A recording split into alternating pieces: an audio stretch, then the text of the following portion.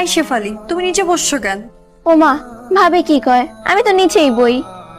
নিচে বউ মানে? আমি তো কামের সিঁড়ি তো নিচেই বয়। কাজের মেয়েরা কোথায় বসে সেটা আমার দেখার বিষয় না। কাজের মেয়েরাও তো মানুষ। আজকের পর থেকে টিভি দেখার সময় সোফায় বসে দেখবা, যখন খেতে বসবা আমাদের সাথে ডাইনিং টেবিলের চেয়ারে বসে খাবা। উঠো, উঠে বসো। খালাম্মা, আর কিছুই বলবে না, তুমি উঠো, উঠে বসো। আরে বসো।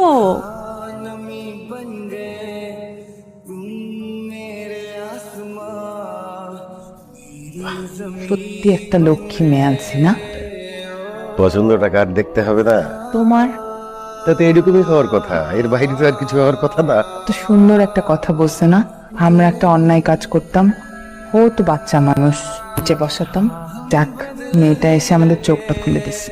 হ্যাঁ, সত্যি সত্যি আমরা অনেক ভাগ্যবান।